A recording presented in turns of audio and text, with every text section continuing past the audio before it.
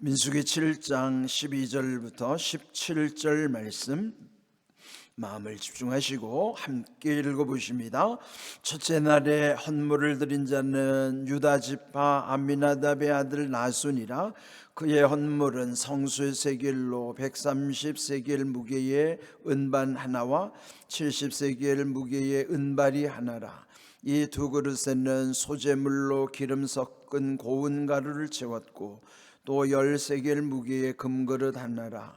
그것에는 향을 채웠고 또 번제물로 수송아지 한 마리와 수양 한 마리와 1년 된 어린 수양 한 마리이며 속죄제물로 수염소 한 마리이며 화목제물로 소 2마리와 수양 5마리와 수염소 5마리와 1년 된 어린 수양 5마리라.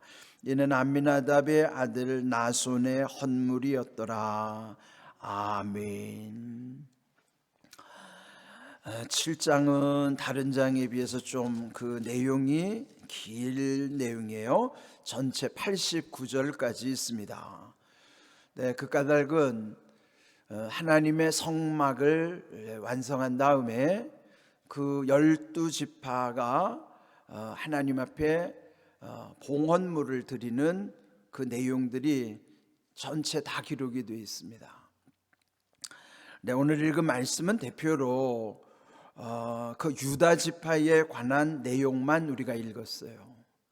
근데 이 내용은 이제 하루에 한 지파씩 드리도록 되어 있기 때문에 전체로 보면은 12지파니까 12일이 걸리는 거예요. 12이틀 동안에 매일같이 그 지파별로 오늘 여기 특정된 그런 봉헌물들 또 번제 거기에 대한 제물들을 하나님께 봉헌하는 봉헌식에 관한 내용이죠.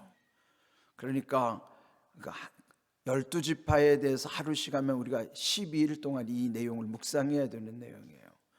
그런데 여기에 보면은 이 유다 지파에 대한 이 내용 자체가 12지파에게 똑같이 적용됩니다. 다만 지파와 드린 사람의 이름만 바뀌는 것이지 그 12지파에 대한 그 하나님께 드린 봉헌물의 내용은 똑같습니다. 그래서 이거 12일 동안 똑같은 거를 반복할 수는 없고, 오늘 샘플로 대표적으로 이 유다 지파가 하나님께 봉헌했던 과정은 나머지 12지파도 똑같기 때문에 이제 오늘 요거 하나만으로 이제 막 가름하고 그 다음에 84절로 넘어가서 이 7장은 마무리를 하려고 합니다. 자, 그러면 오늘 이 말씀에 보면 첫째 날에 드린 지파가 유다 지파예요. 12지파에 태어난 서열로 따지면은 원래 르우벤 지파가 맞이잖아요. 르시레유 이런 식으로 나가잖아요. 르우벤, 시므온, 레위, 유다 지파. 그러면은 여기 첫째 날에 봉헌물을 드리는 지파는 유다 지파예요. 원래 서열로 따지면 네 번째 아들인데도 불구하고 왜 첫 번째 드리는가? 이 유다 지파는 이제 메시아 계보를 잇는 지파예요. 그러니까 그 혈통에서 다윗 왕 그리고 예수님이 그 혈통 가운데 이어지는 것이죠. 그래서 이 유다 지파는 이때부터 앞에 서게 되는 거예요. 뿐만 아니라 우리 앞에서 2장에 진을 치는 그 형태를 말씀하고 있잖아요. 그 12지파가 진을 칠 때 정중앙에는 하나님의 임재를 상징하는 성막을 설치하는 것이죠. 그리고 각각 1000규빗을 이렇게 띄우고 2000규빗 정도를 띄우고 이렇게요. 거의 1km 되는 것이죠. 이렇게 정사각형 정사면에 2000규빗이니까 거의 1km 정도의 간격을 다 두는 것이죠. 그리고 사방 동쪽으로부터 시계 방향으로 이 남쪽, 서쪽 그리고 맨 저쪽 북쪽으로, 이 동쪽은 진행하는 방향이에요. 그들이 지금 가나안을 가는 방향이 동쪽으로 향하는 것이고, 그리고 그 동쪽으로부터 시계 방향으로 남쪽, 서쪽, 북쪽으로 각각 12지파니까 세 지파씩 진을 치는 것이에요. 이렇게 세 지파. 그러면 이 가장 앞장서는 동쪽에 여기에 세 지파 중에서 또 첫 번째 선봉에 서는 지파가 오늘 나오는 여기 유다 지파입니다.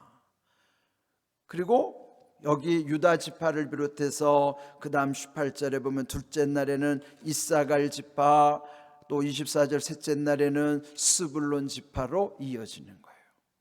그러니까 동쪽에 배치된 유다, 이사갈, 스불론 이 세 지파 순서대로 그 다음에 이쪽 남쪽에 진을 치고 있는, 그 다음에는 르우벤 장자 지파가 여기서는 선봉에 서는 거예요. 그래서 르우벤 지파로부터 또 세 지파, 또 이쪽 서쪽에는 에브라임 지파가 거기는 또 지도자 역할을 하기 때문에 에브라임과 또 세 지파, 그리고 북쪽에는 단 지파를 중심으로 해서 세 지파. 그러니까 그런 식으로 순서를 다 정해서 12일 동안의 번제물을, 이 모든 제물, 봉헌물을 하나님께 드리는 것입니다. 예외가 없이. 그렇다면은 그 전체로 보면 지파이지만은 그 속에는 각각 개인들이 다 들어가 있는 거예요. 그 개인들이 그 대표로서 하나님 앞에 나아가서 봉헌물을 드리는 것처럼, 자, 오늘 이 말씀 속에 보면은 제일 먼저 첫째 날에 하나님께 봉헌물을 드렸던 유다 지파. 자, 먼저 이렇게 말씀드리는 까닭은 이 흐름이 어떻게 이루어져 있는가를 이해하라는 의미로서 먼저 그 12지파의 이 순서 배치된 것을 이렇게 말씀을 드리는 거예요. 이것은 철저히 하나님의 명령에 따른 것입니다. 뭐 그들이 제비뽑기를 하거나 서로 상의를 한 게 아니에요. 하나님이 일방적으로 말씀하심에 따라 순종하여서 이 모든 진영이 갖춰진 것이죠. 또 진영이라고 하는 것은 그 자체가 전쟁을 염두에 두고 이런 모든 걸 짜는 거예요.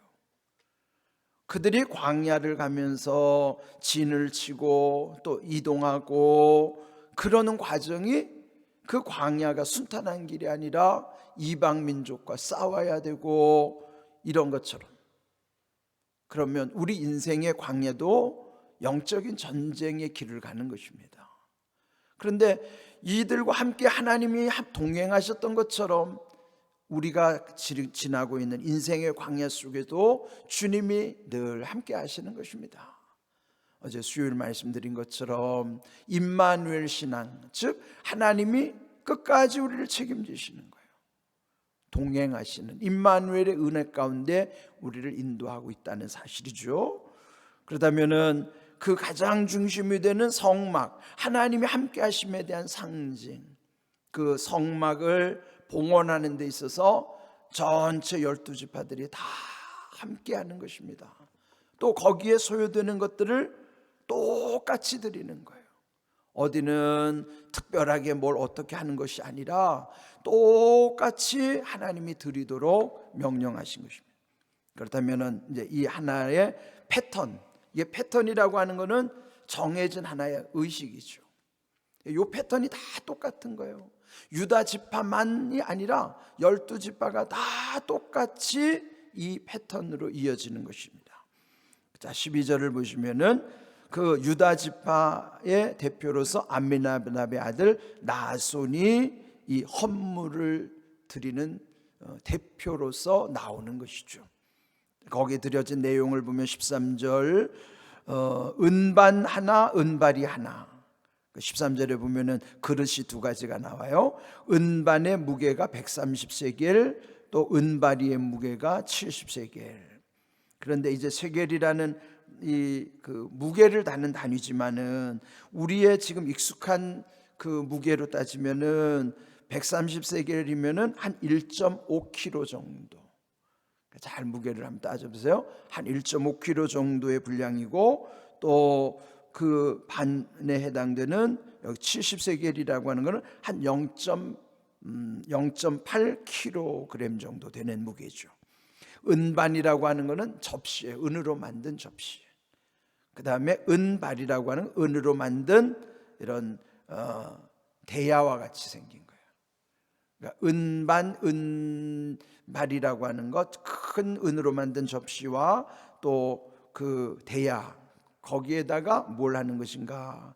그 다음에 보시면 그 두 개의 그릇에는 소재물로 기름 섞은 고운 가루를 채웠고 또 13개의 무게의 금그릇 하나라. 여기 그릇이 세 가지 나오죠. 은반, 은발이 금그릇. 그 각각 하나씩 그 무게도 다 나오고, 그런 아주 상세한 내용들이 이 유다 지파뿐만 아니라 전체 12지파에도 다 똑같이 해당되는 것이고, 그리고 거기 금그릇에는 향을 채웠다 그랬습니다. 용도도 다 말씀해 주시고, 그런 다음에 15절에 보면요, 거기에는 하나님께 드리는 5가지 제사 중에서 4가지 제사가 이 본문에 언급되잖아요. 13절에는 이미 소재에 관한 말씀이 있고, 15절 번제물, 16절 속죄 제물, 17절 화목 제물. 구약의 5대 제사를 우리 이미 레위기에서 했었어요. 그죠? 가장 기본되는 제사가 번제. 번제는 모든 걸 완전히 살라서 하나님께 드리는 거예요. 전적 헌신을 상징하는 것이죠. 그 다음에 여기 소제라고 하는 것은 피 흘림 없는 유일한 제사로 곡물을 드리는 것. 그는 하나님께 대한 감사로서 헌신과 또 봉사를 결단할 때 드리는 것이 소제예요. 그 다음에 속죄제라고 하는 것은 하나님 앞에 죄를 속할 때, 그 직전에 있는 것이 화목제죠. 번제, 소제, 화목제. 화목제는 하나님과 하나 되는, 또 하나님과 연결되는 것.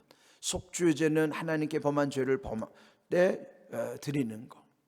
근데 마지막 속건제는 사람과의 관계에서 죄를 지었을 때는 거기에 5분의 1을 더 배상해서 하는 것이 속건제죠.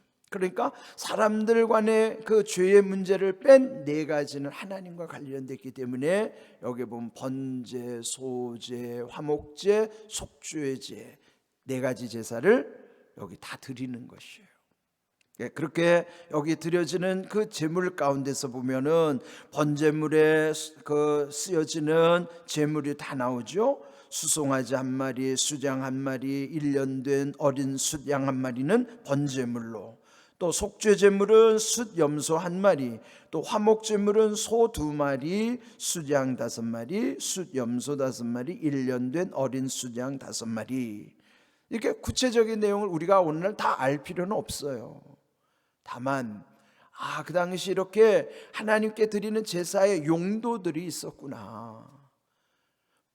이 5가지 제사는 각각의 드려지는 용도가 있죠. 그런데 이런 거 여러분 예전에 얼마나 이런 거 복잡하겠어요? 이 제사 속에 다 보면 하나님의 구속사, 하나님의 구원의 역사가 그 속에 다 들어있기 때문에 이런 모든 것은 결국은 어디를 향하는 걸까요? 메시아, 즉 예수님을 미리 나타내 주시는 예표적 사건이라고요.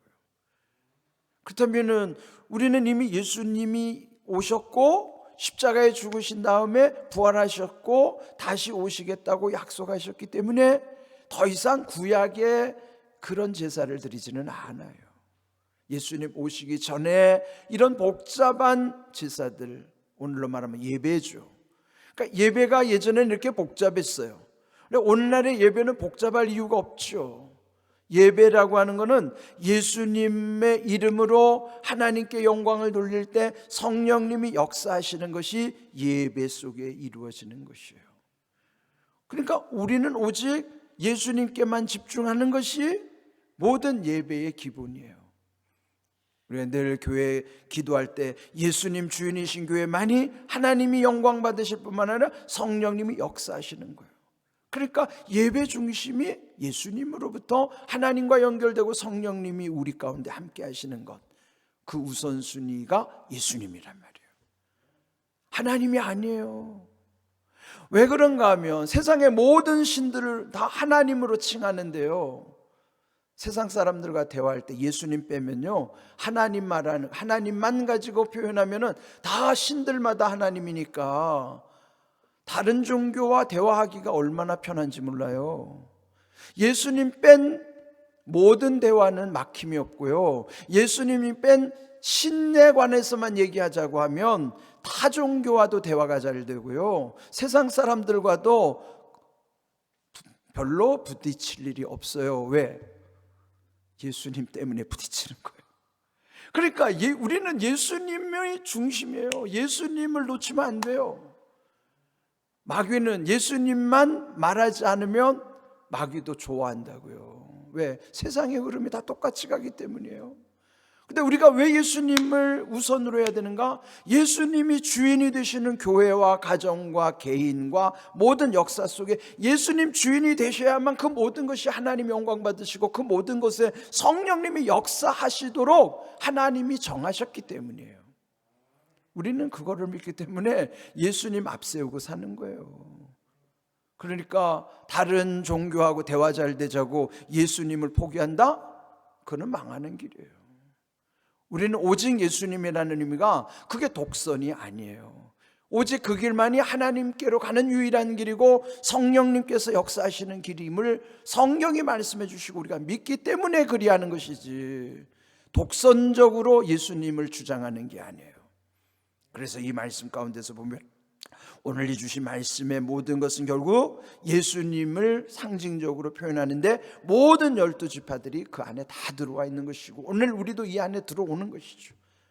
주님 안에 들어온 백성이 구원받은 백성이고 하나님의 나라에 참여하는 백성이고 하나님의 나라를 이루어가는 데 쓰임받는 사람이 되는 거예요. 이런 귀한 은혜 우리가 늘 기억하시면서 우리에게 오직 예수님을 통해서 하나님께로 나아가는 것이고 성령님의 도우심 가운데 살아가는 삶이라는 것을 기억하시고, 늘 강조하는 대로 바른 믿음이 온전한 믿음으로 갈 수 있는 것이고 마침내 복된 믿음임을 기억하심으로 우리의 믿음이 늘 하나님 앞에서 바르게 세워지고 복된 믿음 되기를 주님의 이름으로 축복합니다. 아멘.